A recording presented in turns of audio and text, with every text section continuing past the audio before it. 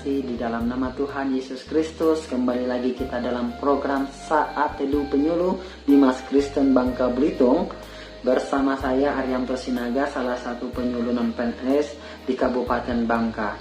Bapak Ibu, sahabat, saudara-saudari yang terkasih, sebelum kita mendengarkan firman Tuhan, membaca firman Tuhan pada malam hari ini, saya mengundang kita untuk berdoa. Mari kita berdoa. Puji syukur kami panjatkan kepada Tuhan atas kemurahan, atas kebaikan dan pertolongan Tuhan, di mana kami rasakan anugerah-Mu Tuhan sepanjang hari ini, sehingga pada malam hari ini kami bersyukur. Dan sebelum kami beristirahat, kami rindu ingin mendengarkan sebagian dari firman-Mu. Telah berkati kami yang mendengarkan firman-Mu, memberkati hamba juga yang menyampaikan firman-Mu. Di dalam nama Yesus Kristus hamba telah berdoa dan mengucap syukur. Haleluya. Amin. Bapak Ibu, saudara-saudariku yang sama dikasih oleh Tuhan, di sini kita akan membaca firman Tuhan di dalam surat Yohanes yang ketiga, pasal yang pertama, ayat yang ketiga. Saya akan baca. Sebab aku sangat bersukacita ketika beberapa saudara datang dan memberi kesaksian tentang hidupmu dalam kebenaran, sebab memang engkau hidup dalam kebenaran. Bapak Ibu, berbahagia kita yang telah membaca dalam hati kita, baik juga yang mendengar, dan terlebih kita yang melakukan firman Tuhan itu dalam kehidupan kita lepas hari. Saya ingin membagikan tema bagi kita, yaitu jangan segan memuji. Jangan segan memuji. Bapak Ibu, saudara-saudariku yang terkasih, di mana di dalam firman Tuhan ini Yohanes tidak segan-segan memuji, yaitu Gaius, ya, di mana perbuatan Gaius layak dipuji oleh Yohanes, karena Gaius seorang yang ramah, yang hidup melakukan kehidupan yang benar, yaitu memiliki suatu kasih dan tidak sombong, ya. Kenapa? Ketika Yohanes mengutus orang-orang seiman, harusnya kepada Diotrefes, ya, di ayat ke-9, Diotrefes sebagai pemimpin jemaat, ya. Tetapi Diotrefes ini menolak yang diutus oleh Yohanes. Dia menolak orang-orang seiman tadi karena dia menganggap orang-orang asing. Bahkan dikatakan di ayat 9, aku telah memilih sedikit kepada jemaat, tetapi Diotrefes yang ingin menjadi orang terkemuka di antara mereka tidak mau mengakui kami. Bayangkan, ada suatu kesombongan ini Diotrefes nih, ya. Tokoh yang pertama Gaius, tokoh yang kedua Diotrefes. Tapi Gaius adalah orang yang ramah, tetapi Diotrefes ini adalah orang yang sombong. Bahkan di ayat 10 mengatakan, karena itu apabila aku datang, aku akan meminta perhatian atas segala perbuatan yang telah dilakukannya, sebab ia melontarkan kata-kata yang kasar terhadap kami dan belum merasa puas dengan itu. Ia sendiri bukan saja tidak mau menerima saudara-saudara yang datang, tetapi juga mencegah orang-orang yang mau menerima mereka dan mengucilkan orang-orang itu dari jemaat. Ini adalah perbuatan sebagai hamba Tuhan atau seorang pemimpin di dalam jemaat, yaitu Diotrefes.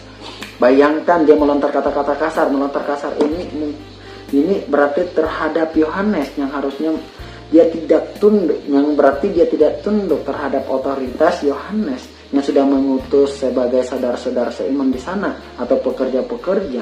Dia menolak, bahkan sesuatu hal yang tidak menyenangkan juga kita dengar di sini. Bahkan bagi siapa yang menerima saudara-saudara yang datang tadi, dia akan dikucilkan orang-orang itu dari jemaat, ya. Ada dua tokoh, perbedaannya juga di sini tentang Gaius. Sedangkan Gaius adalah menerima, dia menolong, dia mengasihi, yaitu yang diutus oleh Yohanes, ya, atau pekerja-pekerja. Bahkan juga dia memberikan tumpangan bagi mereka, bahkan menolong setiap perjalanan mereka, ya. Seperti ayat yang ke-6 dikatakan, mereka telah memberi kesaksian di hadapan jemaat tentang kasih-Mu atau di sana dikatakan kasihnya Gaius, baik benar perbuatanmu jikalau engkau menolong mereka dalam perjalanan mereka dengan suatu cara yang berkenan kepada Allah. Ini perbuatan Gaius. Ya, Bapak Ibu saudara-saudariku, berarti ada suatu pujian yang diberikan Yohanes kepada Gaius. Apa yang perlu kita renungkan di dalam kitab ini? Bapak Ibu saudara-saudariku, saudara, mungkin kebanyakan orang yang cenderung lebih mudah melontarkan suatu kritikan daripada pujian. Benar nggak? Paling mudah sekali melontarkan kritikan daripada pujian. Ketika seseorang melakukan suatu kesalahan, ia akan dicela habis-habisan.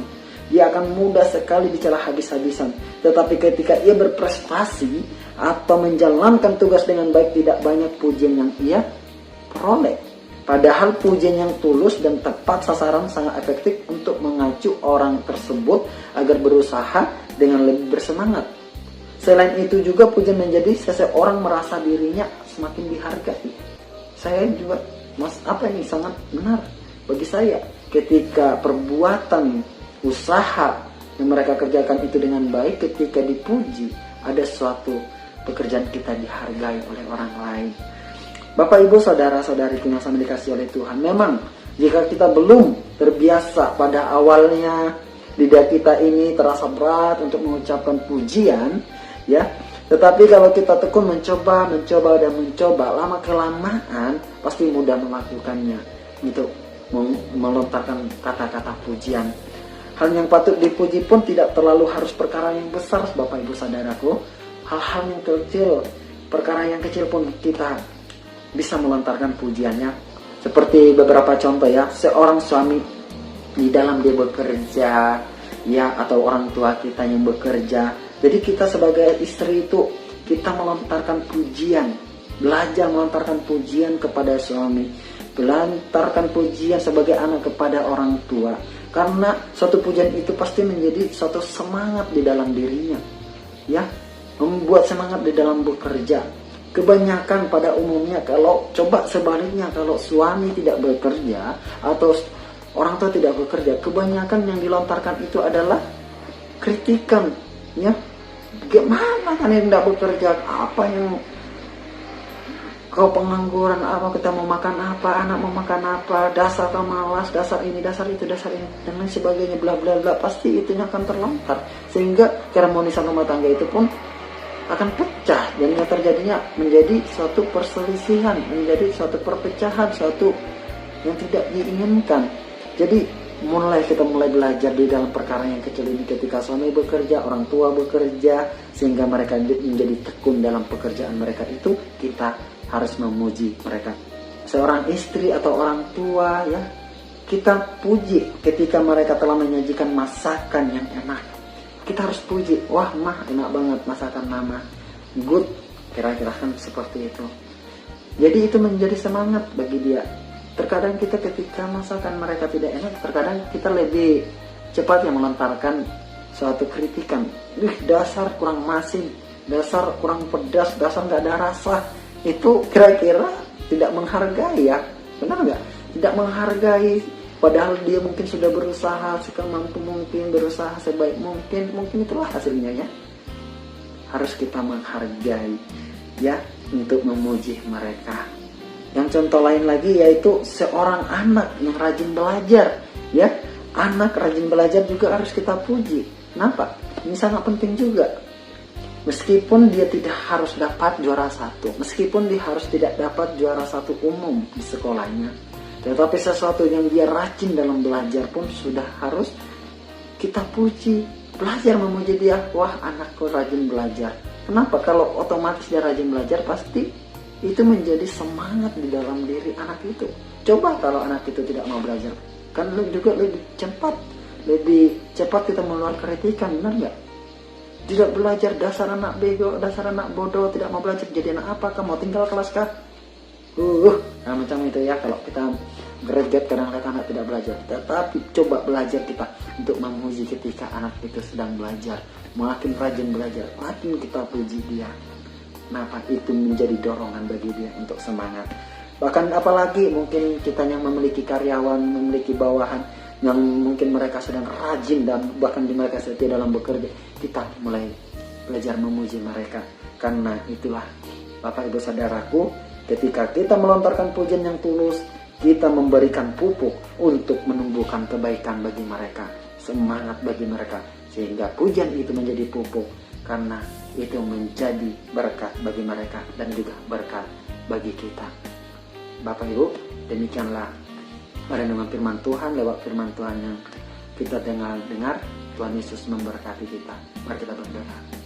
Terima kasih Tuhan, terima kasih Bapa atas kebaikan kemurahan Tuhan. Kami dapat mendengarkan firman-Mu pada malam hari ini, mengajar kami untuk dapat belajar untuk memuji setiap orang yang berusaha dalam melakukan perbuatan mereka dengan baik. Dan kami juga belajar ya Tuhan, agar kami tidak lebih mudah untuk melontarkan suatu kritikan-kritikan yang membuat mereka lebih menjadi patah semangat, tetapi juga kami harus lebih lagi untuk memuji setiap perbuatan mereka, karena kami tahu pujian ini juga membuat mereka akan lebih maju lagi, lebih semangat lagi di dalam suami bekerja, dalam istri memasak, di dalam hal apapun itu. Tuhan kami tahu Tuhan memampukan setiap kami. Terima kasih Tuhan, di dalam nama Yesus Kristus kami berdoa syukur, haleluya, amin. Salam Bapak Ibu, selamat malam, selamat beristirahat, Tuhan Yesus memberkati.